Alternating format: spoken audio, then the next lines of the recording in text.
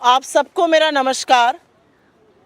और आज विजय चौक पर इस प्रेस वार्ता करने का एक विशेष कारण है। कल रात को कांग्रेस के तमाम नेताओं को, हमारे सांसदों को, हमारे पदाधिकारियों को, विपक्ष के काफ़ी सारे लोगों को, कांग्रेस के ऑफिशियल हैंडल को एक्स की तरफ से एक ये मेल आया। आज़ादी का 75वां साल, संविधान का 75वां साल ये देश मना रहा है। इस पर गहन चर्चा हो रही है। उस चर्चा में बीजेपी के नेता और इस देश के गृह मंत्री बेहद अपमानजनक बातें कर रहे हैं डॉक्टर अंबेडकर के लिए, बाबा साहब के लिए जो बातें कर रहे हैं वो अक्षम्य अपराध है। उसके लिए उनसे देश माफ़ी की उम्मीद करता है। देश ये आशा करता है कि वो माफ़ी मांगेंगे अपने इस अक्षम्य पाप के लिए और उनको बर्खास्त किया जाएगा उनके पद से। लेकिन बजाय वो होने के, अमित शाह, मोदी सरकार और इस देश का पूरा तंत्र लगा हुआ है उनको बचाने के लिए। अमित शाह ने अक्षम्य अपराध किया, बाबा साहब अंबेडकर का अपमान करके सदन के अंदर। उनको बचाने के लिए खुद मोदी जी उतर आए मैदान में। और जब उससे भी बात नहीं बनी तो उन्होंने ट्विटर, मतलब एक्स जो प्लेटफॉर्म कहलाता है, उसको निर्देशित किया कि उनका जो वीडियो है वो उल्लंघन करता है देश के कानून का और उसको प्लेटफॉर्म से हटा दिया जाए। लेकिन ट्विटर ने हमें लिखकर यह सूचित किया है कि अभिव्यक्ति की आज़ादी के तहत एक्स उसको नहीं हटाएगा क्योंकि उसने किसी कानून का उल्लंघन नहीं किया है। हमें जानकारी देने की पारदर्शिता के अंदेशे से उन्होंने हमें यह मेल भेजा है। आप क्यों एक्स को निर्देशित कर रहे हैं आपका वो वीडियो हटाया जाए? आप किस मुंह से बोलते हैं कि वो वीडियो तोड़ मरोड़ के है? मेरे हाथ में अमित शाह जी की ये स्पीच है और ये मैं अपने घर से लेकर नहीं आई हूं। ये राज्यसभा की वेबसाइट से जो अनएडिटेड स्पीचेस मेंबर्स की होती है उनका वक्तव्य है। पेज नंबर 344 पर जाइएगा, 34 पन्नों की उनकी स्पीच है। और पेज नंबर 344 के लास्ट पैराग्राफ में वो साफ कहते हैं, मान्यवर, अभी एक फैशन हो गया है, अंबेडकर अंबेडकर अंबेडकर। इतना नाम अगर भगवान का लेते तो 7 जन्मों में स्वर्ग मिल जाता। अच्छी बात है। ये शब्द मैंने नहीं कहे हैं, कांग्रेस पार्टी ने नहीं कहे हैं, विपक्ष ने नहीं कहे हैं। ये शब्द गृह मंत्री अमित शाह ने इस देश के सदन में कहे हैं। ये कोई तोड़ा मरोड़ा किसी तरह का वक्तव्य नहीं है। इस वक्तव्य का साक्ष्य राज्यसभा की वेबसाइट पर, जहां पर मेंबर्स की स्पीच होती है, वहां का प्रिंट आउट आपको दिखा रही हूं। 34 पन्ने में उनका वक्तव्य है। पेज नंबर 344 पर यह बात वो साफ अंकित करते हैं। आपको इस अक्षम्य अपराध की माफी मांगनी चाहिए। आपको इस अक्षम्य अपराध के लिए इस देश के सामने हाथ जोड़ के खड़े होना चाहिए। लेकिन बाबा साहब का अपमान करने के बाद आप हमें डराने धमकाने का काम करें तो शायद आप ये भूल गए कि हम ना आपकी कभी गीदड़ धमकियों से डरे हैं और ना कभी डरेंगे। आप एक्स नहीं, तमाम और प्लेटफॉर्म्स को लिखिए। ये देश आपका सच जान चुका है क्योंकि बाबा साहब का अपमान आपने भले आज किया हो, लेकिन जो भावना आपको आपके पुरखों ने सिखाई है वही दिख रही है। आपके पुरखे बाबा साहब के पुतले जलाते थे, बाबा साहब को घोर हिंदू विरोधी बताते थे। आपके पुरखे बाबा साहब के लिए क्या क्या चीजें उन्होंने उल्लेख किया है अपने ग्रंथों में, अपने लिखावट में, वो साफ दिखता है। आपके पुरखों ने बाबा साहब को लिलीपुट बता दिया। आपके पुरखों ने उनके घर पर धावा बोला था 1949 में। तमाम चीजें हैं। उनको मिलकर चुनाव हराया आपके पुरखों ने। और अब आपकी सोच, अगर आपको लगता है कि हम आपकी गीदड़ धमकियों से डर जाएंगे, तो ऐसा नहीं होगा। आपकी सीबीआई, आपकी ईडी, आपकी इनकम टैक्स, आप जो बार बार विपक्ष के खिलाफ और अभिव्यक्ति की आजादी को खत्म करने के लिए लगाते हैं, लोग डर के बैठ जाते होंगे। हम उनमें से नहीं है। आपने अक्षम्य अपराध किया है, आपने बाबा साहब का अपमान किया, और आप जब जब ये करिएगा, चट्टान की तरह कांग्रेस पार्टी को, हमारे नेताओं को, इस देश के विपक्ष को सामने खड़े पाइएगा। लेकिन बजाय अपराध पर कार्रवाई हो, बजाय इस अक्षम्य अपराध की माफी मांगी जाए, बजाय नरेंद्र मोदी अमित शाह को बुलाकर यह कहें कि तुमने जो किया वो गलत किया, इस देश की आत्मा के साथ तुमने खिलवाड़ किया है, तुम माफी मांगो, वो क्या करते हैं? ये बीजेपी के ऑफिशियल ट्विटर हैंडल से आप लोगों के लिए तस्वीर लाई हूं। कल समूचे विपक्ष ने बाबा साहब की हाथ में तस्वीर लेकर सदन में प्रदर्शन किया और बीजेपी के ऑफिशियल ट्विटर हैंडल ने कल रात को 10:45 पर यह फोटो लगाई, जहां पर बाबा साहब की फोटो हटा दी गई और उस फोटो की जगह जिनको वो राष्ट्र विरोधी मानते हैं, जॉर्ज सोरोस की तस्वीर लगा दी गई। बाबा साहब आपके लिए इतने छोटे, इतने अदने हैं कि आप उनको हटाकर किसी की भी तस्वीर लगा देते हैं। क्या हो गया है आप लोगों को? इस देश के संविधान निर्माता ने जिसने इस देश के हर व्यक्ति को एक बराबरी का दर्जा दिया, सम्मान दिया, उनकी फोटो आप इतनी आसानी से हटाकर उस व्यक्ति की लगाते हैं जिसको आप राष्ट्र विरोधी मानते हैं।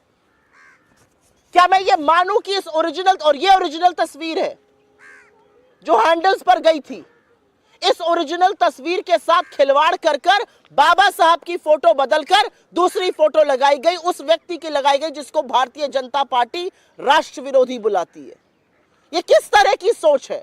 और इसी सोच के चलते जब खबरें आती हैं कि डॉक्टर अंबेडकर की मूर्ति खंडित कर दी गई, कहीं पर सिर तोड़ दिया गया, कहीं पर हाथ पैर तोड़ दिए जाते हैं मूर्ति के, कहीं पर मूर्ति ध्वस्त कर दी जाती है, ये सोच है, ये वो सोच है, ये वो मनुवादी सोच है, वो मनुस्मृति से निकली हुई सोच है, जिसके चलते अमित शाह सदन में अपमान करते हैं और बीजेपी सोशल मीडिया पर अंबेडकर जी की फोटो हटाकर दूसरे की फोटो लगाती है। इसी सोच के तहत इतनी ही आसानी से वो इस देश के संविधान को बदलना चाहते हैं, लेकिन ऐसा होगा नहीं। असल तस्वीर ये है और असल तस्वीर में आपको डॉक्टर अंबेडकर एक बार नहीं 1000 बार मिलेंगे और अगर आपको लगता है हम चुप हो जाएंगे तो ऐसा होगा नहीं। इस मंच से हमारी मांग है, जो हमारी पार्टी, हमारे अध्यक्ष ने करी है, अमित शाह हाथ जोड़ के माफी मांगे, इस्तीफा दे और ये जो दूसरा अक्षम्य अपराध किया है इसके लिए बर्खास्तगी हो जिन लोगों ने ये किया है।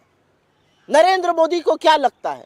वो सदन में कुछ भी कहेंगे, वो कोई भी झूठ परोसेंगे, उनका आधा चरण वंदन करता हुआ मीडिया कुछ भी दिखाएगा। मैंने आपके सामने 3 साक्ष्य रखे। पहला, राज्यसभा की वेबसाइट से अनएडिटेड स्पीच जो अमित शाह की उस पर लगाई गई है, पेज नंबर 344 का लास्ट पैराग्राफ वही कहता है जो हमने दिखाया है। हमने कुछ भी तोड़ा मरोड़ा नहीं है और अगर आपको लगता है कि हम आपकी गीदड़ धमकियों से डर जाएंगे तो वो होगा नहीं। दूसरा साक्ष्य मैं आपके सामने ये रख रही हूं, ये एडिटेड तस्वीर जहां पर बाबा साहब की तस्वीर को आसानी से हटा दिया जाता है और ये अनएडिटेड तस्वीर तीसरा साक्ष्य रख रही हूं जहां पर बाबा साहब की तस्वीर है और सदैव रहेगी। I will very briefly make a statement in English. It is imperative that the country knows what is happening all around. Late last evening at about 7:30, 7:45, a bunch of us from the Congress party, members of the opposition, Congress's official handle, including myself, we got a mail from X, formerly known as Twitter. And this mail very clearly indicates that the Ministry of Home Affairs and the IT department have written to them to take down the video of Amit Shah that we had posted. It allegedly says that we violated certain laws. I fail to understand which law was violated. Twitter then goes on to say that given the freedom of speech and expression, they will not take it down. But in the interest of transparency, they have informed us. I have 2 questions to ask of Amit Shah. If you have nothing to hide, why do you want this video to be taken down? Because this video is neither forged, nor clipped, nor edited. And the reality is right here. There is a 34-page speech of Amit Shah that has been posted on the Rajya Sabha website, unedited speeches of members. Page number 344 has Amit Shah's speech in which he clearly states what we have put, which is मान्यवर। अभी एक fashion हो गया, अंबेडकर अंबेडकर अंबेडकर, इतना नाम अगर भगवान का लेते तो 7 जन्मों का स्वर्ग मिल जाता। This is exactly what Amit Shah said. The proof of the pudding is right here on the Rajya Sabha website in his unedited speech. This is exactly the part we have played. There has been no distortion, no editing, nothing at all. The reality is, you have insulted Dr. Ambedkar. You have nowhere to hide. You should ideally apologize to this country and resign. But instead, you think you can intimidate India's opposition. You think you can coax us into taking down any of those videos. We will not do that. I also want to point out that for a party and for a government that employs CBI, ED, income tax to silence freedom of speech and expression, if you think we'll keep quiet, we will not. But amidst this controversy, at about 10:45 last evening, when Amit Shah has insulted the founding fathers of our country, the Dr. Baba Saheb Ambedkar himself, here is a picture from the BJP's official handle. At 10:45, this picture was posted. This is an edited picture where the photograph that members of parliament were holding to protest against what Amit Shah has done, his pictures were edited, and instead George Soros's pictures were put. I have one question to ask of the BJP. How dare you replace the pictures of Baba Saheb Ambedkar, and how dare you replace him with a man you call anti-national? We don't. You call him anti-national. And you think Baba Saheb Ambedkar can be so easily replaced by a man you call anti-national? This is the original picture. This has the pictures of Baba Saheb. This has the postcards of Baba Saheb that our members of parliament were holding. This picture has been edited, and this is what they have done. And this is exactly the mindset with which and how easily they want to change India's constitution. This is exactly the mindset that manifests when multiple statues of Dr. Ambedkar all across the country are destroyed, are broken, are mutilated. This is exactly the proof of why they do it, because this is who they are. They are opposed to India's constitution, they are opposed to Dr. Ambedkar, and which is why they can so easily replace him in pictures. Amit Shah should apologize to this country. Amit Shah must resign, a demand of the Congress party and the opposition, and people responsible for editing pictures of Baba Saheb Ambedkar. Heads need to roll in the BJP. That is the sum and substance of what we want to say here. Your questions are more than welcome. आपका कोई सवाल अगर हो तो? बहुत धन्यवाद. यह अक्षम्य अपराध है और इस अपराध को लेकर हम चुप नहीं रहेंगे. इस अपराध के खिलाफ हम आवाज उठाएंगे. हम चट्टान की तरह हर उस जगह खड़े पाए जाएंगे जहां पर बाबा साहब का अपमान होगा. उसके खिलाफ हम अपनी आवाज उठाते रहेंगे. ये बीजेपी, उनके घटक दल, उनके बददिमाग प्रवक्ता, उनके निकम्मे मंत्री सांसद और बाबा साहब का अपमान करने वाले नरेंद्र मोदी और अमित शाह दोनों ये बात कान खोल के सुन लें और समझ लें. आप लाख एक्स को चिट्ठी लिखते रहिए, आप फोटो एडिट करते रहिए, ये आपका पाप है और पाप का आपका घड़ा बढ़ता जा रहा है. धन्यवाद. संसद में धक्का मुक्की की घटना पर भड़के स्पीकर ओम बिरला, जारी किए ये सख्त निर्देश. गुरुवार को संसद परिसर में सांसदों के बीच हुई धक्का मुक्की की घटना के बाद लोकसभा के स्पीकर ओम बिरला ने सख्त निर्देश जारी कर दिए हैं. आइए जानते हैं उन्होंने क्या एक्शन लिया है. संसद परिसर में गुरुवार को सांसदों के बीच हुई धक्का मुक्की की घटना के बाद हंगामा जारी है. भाजपा और कांग्रेस दोनों ही पार्टियां एक दूसरे को इस मुद्दे पर घेर रही हैं. बता दें कि कांग्रेस सांसद और लोकसभा में नेता प्रतिपक्ष राहुल गांधी पर संसद परिसर में भाजपा के सांसदों को धक्का देने और उन्हें घायल करने का आरोप है. भाजपा सांसद प्रताप चंद्र सारंगी और मुकेश राजपूत को अस्पताल में भर्ती कराया गया है. वहीं अब लोकसभा के स्पीकर ओम बिरला ने इस पूरी घटना का संज्ञान लिया है. लोकसभा अध्यक्ष बिरला ने संसद परिसर को लेकर सख्त निर्देश जारी कर दिए हैं. लोकसभा अध्यक्ष ओम बिरला ने सख्त निर्देश जारी किए हैं कि कोई भी राजनीतिक दल, संसद सदस्य या सदस्यों का समूह संसद भवन के गेट पर कोई धरना और प्रदर्शन नहीं करेगा. इसके साथ ही स्पीकर ओम बिरला ने ये भी निर्देश जारी किए हैं कि कोई भी सदस्य सदस्यों का समूह या राजनीतिक दल और इसके सदस्य संसद भवन के किसी भी गेट पर प्रदर्शन नहीं करेंगे। दूसरी ओर भाजपा नेताओं की शिकायत के आधार पर दिल्ली पुलिस ने कांग्रेस सांसद राहुल गांधी के खिलाफ एफआईआर दर्ज कर ली है। पुलिस ने राहुल गांधी के खिलाफ सेक्शन 117, 125, 131, 3, 5 के तहत मामला दर्ज किया है। राहुल गांधी के खिलाफ हत्या के प्रयास यानी बीएनएस की धारा 109 के तहत मुकदमा नहीं दर्ज किया गया है। वहीं कांग्रेस ने देश भर के सभी जिला मुख्यालयों पर गृह मंत्री अमित शाह के बयान और लोकसभा नेता राहुल गांधी के खिलाफ दर्ज एफआईआर के खिलाफ विरोध प्रदर्शन करने का ऐलान किया है। संसद परिसर में हुए हंगामे के बाद भारत के प्रधानमंत्री नरेंद्र मोदी ने भाजपा के घायल सांसदों प्रताप सारंगी और मुकेश राजपूत को फोन कर उनके स्वास्थ्य के बारे में जानकारी ली है। बता दें कि सांसद प्रताप सारंगी और मुकेश राजपूत दोनों ही अस्पताल में भर्ती हैं। दोनों ने राहुल गांधी पर धक्का देने का आरोप लगाया है।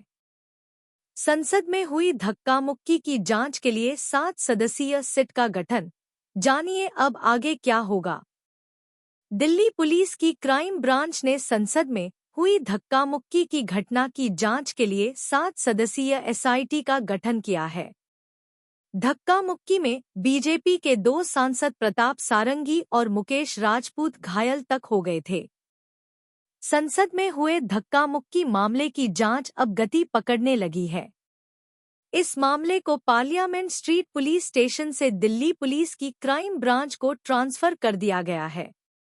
इसकी जांच अब क्राइम ब्रांच की चाणक्यपुरी स्थित आईएससी यूनिट करेगी। यह मामला संसद परिसर में सांसदों के बीच धक्का मुक्की का है, जिसमें बीजेपी के 2 सांसद प्रताप सारंगी और मुकेश राजपूत घायल तक हो गए थे। दोनों का इलाज आरएमएल अस्पताल में चल रहा है।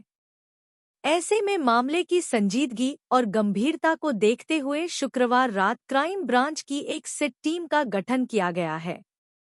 क्राइम ब्रांच की इस सिट की टीम में 2 एसीपी, 2 इंस्पेक्टर और 3 सब इंस्पेक्टर होंगे शामिल, जो सीधे डीसीपी को रिपोर्ट करेंगे।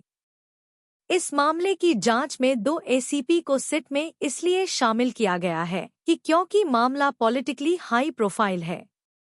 अमूमन देखा गया है कि पॉलिटिकल हाई प्रोफाइल मामले हमेशा दिल्ली पुलिस की आईएससी क्राइम ब्रांच यूनिट को ही जांच के लिए ट्रांसफर किया जाता है। सूत्रों की माने तो पार्लियामेंट एडमिनिस्ट्रेशन को सीसीटीवी फुटेज के लिए लेटर लिखा जाएगा, जिसमें घटना से जुड़ी जांच के लिए सीसीटीवी फुटेज काफी मायने रखती है। बता दें कि दिल्ली पुलिस ने बीएनएस की धारा 115 यानी स्वेच्छा से चोट पहुंचाना, धारा 117 यानी स्वेच्छा से गंभीर चोट पहुंचाना, धारा 125 यानी दूसरों के जीवन या व्यक्तिगत सुरक्षा को खतरे में डालने का काम, धारा 131 यानी आपराधिक बल का प्रयोग, धारा 351 यानी आपराधिक धमकी और धारा 3, 5 के तहत मामला दर्ज किया है। राहुल गांधी को इस मामले में पूछताछ के लिए बुलाया जा सकता है। इस मामले में कांग्रेस ने भी बीजेपी सांसदों के खिलाफ पार्लियामेंट थाने में शिकायत दर्ज कराई है। कांग्रेस ने अपनी शिकायत में बीजेपी सांसदों पर जानबूझकर रास्ता रोकने और धक्का मुक्की करने का आरोप लगाया है। कांग्रेस ने शिकायत की है कि मल्लिकार्जुन खड़गे को जानबूझकर धक्का देकर गिराया गया है। इसकी वजह से उनके दोनों घुटनों में चोट आई।